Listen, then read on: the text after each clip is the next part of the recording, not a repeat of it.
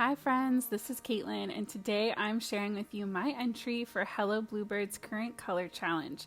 Now, I'm not part of their design team, but I have been absolutely digging all of their newest challenges they've had over the summer, and I love a good storyboard. So I'm going to be using the Little Star and Forest Friends stamp sets from them, as well as some distress inks and distress watercolor paper. And let me just warn you that when I decided to take on a challenge today, the universe said, let us help you with that. And there were quite a few hiccups along the way with this card, but we'll get into more of that later. So this is that color story. Red, like a raspberry pink, orange, and yellow. And it's like the perfect end of summer combination. And I just couldn't resist. So these are the colors we're going to be working with. And before we jump in, if you could go ahead and hit that subscribe button, you join our crafty family and you'll never miss any crafty inspiration with me every Friday. And we have really exciting stuff coming up this September. So I'm going to jump right into the card by trimming down some of that watercolor cardstock, and I'm making this a little bit smaller than my finished panel is going to be, so it's 8 inches by 3. I personally go with an 8.5 by 3.5 slimline card, but I know that there is definitely a little bit of wiggle room on what you like for your card. I decided to go with a black card base for my card, so I'm going to be taking this piece of black regular heavyweight cardstock and I'm cutting that down so it's 8.5 by 7. We're going to score it right down the middle at that 3.5 mark, fold it in half and score it, and that way we have a nice black matte frame around our colorful piece when everything is said and done. I'm also going to cut a piece of white cardstock to go inside to write on when it's done, but we'll get to that later as well. So I'm going in now with this really fun mini ink cube holder from Simon Says Stamp, and I love that it's silicone, and once all of my inks are in, it doesn't really move around. I started by blending my inks with the Simon Says Stamp blending brushes, and normally this gives me a beautiful blend, but I just decided that for how heavy this cardstock was and the amount of pigment I was looking for, the saturation that I needed, that these brushes just were not going to do the job for me. So I ended up switching to just the classic blending foams from Tim Holtz and Ranger, and I just find that those put down a lot of pigment more quickly, which is the point, right? A blending brush is meant to give a softer, more light application so that you get a much smoother blend, but if you need full pigment, nothing beats a foam. So you can see I just switched over now to my foams, and I'm just going to go in and start layering those up. I'm using my colors pretty liberally for this. You can see I store all of my foams underneath the mini ink cubes. I have them in like a bead organizer set up by rows, so it's just easy for me to keep my blending foams tucked right underneath those little cubes. And I'm working my way from the pinks to the reds to the oranges and then down to the yellows, and I'll have all of the colors listed down in the description box below for you, but you can see I also put all the lids up on the top so that I could keep myself accountable for which color was which, but also that it would make it easier for you guys so you could see kind of what I was working with and where. So I did end up grabbing one more yellow shade.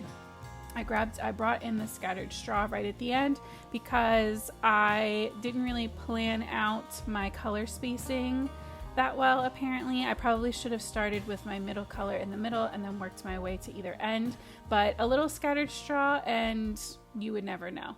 So I also went in with some black soot, and for this one I did use a little blending brush.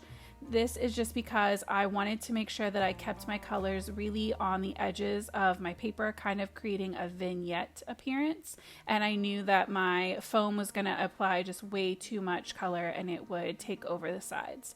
So I'm going in now with my Lawn Fawn Cloudy stencil, and I love this thing because you can just keep rotating it around and flipping it around and you get so many different cloud combinations. It's perfect. So I'm working my way up my card, just creating these really pretty soft clouds using that same tiny brush so that I can keep my color nice and controlled. I decided to stamp out the fox with the little net, as well as the cloud and the bucket of stars from the Little Star stamp set. And then I also grabbed this little sweet fox from the Forest Friends. I just really wanted to have the two foxes together because of the color story I was going with. I really wanted to keep both of the animals on the card in those really beautiful oranges to tie into that color story. And so I just thought that Hello Bluebird went out of their way to make sure that all of their little forest animals across all of their stamp sets kind of coordinate together. So why not use them for that exact reason? So I stamped those guys down. I also went in and stamped a second cloud, and that way each little fox can have a cloud to sit on. And you can see there, I remembered that I needed my little bucket of stars for all of the ones that he's catching for her, or, you know, however you want your foxes to be. And then I am going to stamp in my sentiment now, which just says, "Hello, sweet friend." I thought that was cute, just a little kind of anytime card. And then I decided that it didn't make sense for my fox to be scooping stars out of the sky if you couldn't see any stars. But I did not want to wait for everything to dry so that I could emboss stars, and I did not want black stars. So I decided to go in with some pigment ink. This is the white pigment ink from Simon Says Stamp. And I am just freehand stamping, which is very scary for me. Freehand stamping some of the outline stars and filled in stars from that Little Star stamp set. And I just kind of went to town. I had a lot of fun stamping those in, and you'll see how we give a few of them a little more definition in a little bit, because once they dried, they didn't stand out as much as I was hoping they would. So now we're jumping into our Copic coloring. For these little foxes, I use the same colors on both of them.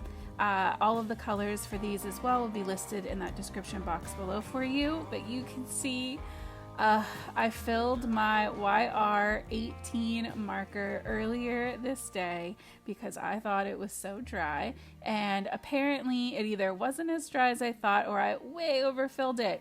So I tried taking off the other end of the cap and it just didn't matter. I had ink everywhere. My cover on my table is now stained, and I have to decide if I'm going to recover it or just leave it and live with it. I think I'm probably going to end up recovering it.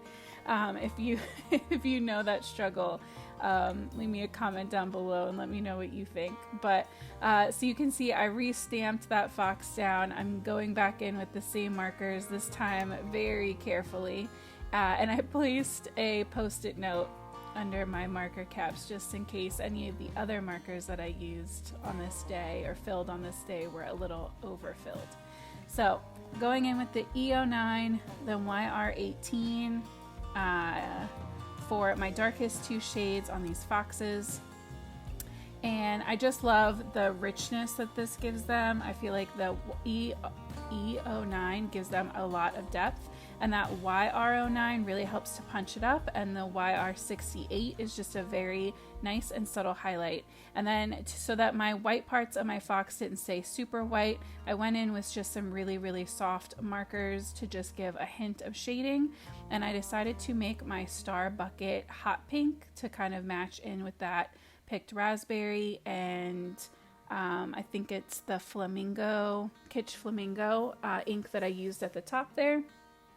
I really wanted to tie in some of those background colors on my clouds as well, so I decided to give them a golden glow. Went in with some very light yellow markers, and then just also added a tiny bit of some cool grays just to give that shadowy feel to them, but the yellow really is what stands out, and it really helps to tie them all together once everything's laid out against this background. I lined up my die cuts and held them in place with some of the Simon Says Stamp low tack tape. I'm still trying to decide how I feel about this stuff. Sometimes it feels like it has absolutely no tack, sometimes it's perfect, and sometimes it still tears my paper. So if you've had luck with it, let me know down below. But the thing I love most about these dies is that it cuts out the little metal part of those clouds so you can put your animals inside so they look like they're really in the cloud. To give my stars a little bit more definition, I went in with some gray ink and the outline of the stars, and I just picked out a couple of them, the ones that were filled in, to add some definition to, just to help some of them pop and give a little bit of a different look. I went in with foam tape on my clouds because this card is pretty simple when it's all done. I didn't add any bling or anything else to it, so I really wanted to make sure there was some dimension. So I popped up everything on foam. I glued my little fox into his spot first, and then added foam to the clouds and my fox. And these super thin foam squares from Simon Says Stamp are absolutely amazing. I love them. You can just cut them in half if you need them any thinner, like widthwise, but for height off of the paper, they're the perfect amount to give a hint of dimension without adding a ton of bulk to your card.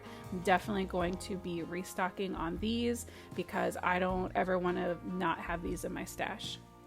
I also made sure that the clouds of my that my foxes were riding were overhanging the edge of my panel a little bit. I wanted to break that scene up over that black frame that we're gonna have, just because I felt like it could be a little bit stark, and I really love how that again just kind of helps to give some added dimension.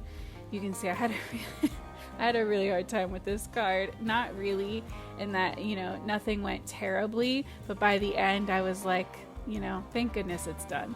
So I went in and added my little bucket of stars to the edge, as well as coloring in a little bit of that yellow kind of shadow highlight to blend it in with the other coloring that was already on that cloud. And I just thought it was so cute that one fox was catching the stars and the other fox was holding them, like one's collecting them for the other one.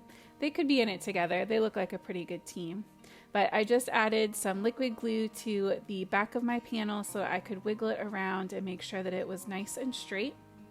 Now I'm cutting a much thinner piece of plain white cardstock to be 8 by 3 inches, the same as that watercolor panel, and I'm going in with my Tombow mono permanent adhesive and just laying that right on the inside of the card. And since I figured if I was already going to be going through this much trouble to put something on the inside of the card, I might as well add a sentiment and one of these little characters. I know this is very much not my style, but I promise I do want to try to do the insides of my cards more often, and so I figured now was a good enough time to start. So I stamped that little fox again, and I went in with Abandoned Coral in Distress Oxide for a little pop of color, and I borrowed a stamp set from, or a sentiment from another one of the Hello Bluebird stamp sets. That'll be listed below too, but I just thought that this was so cute. Your friendship warms my heart, these sweet little foxes, and I'm gonna go ahead and get this entered into the Hello Bluebird Color Challenge. It's still open for a while longer, so make sure you check out their Instagram page so that you know all of the details for that. And I am so grateful for you coming to hang out with me today. I hope that you're feeling super inspired. I hope you have an amazing week, and as always, happy crafting.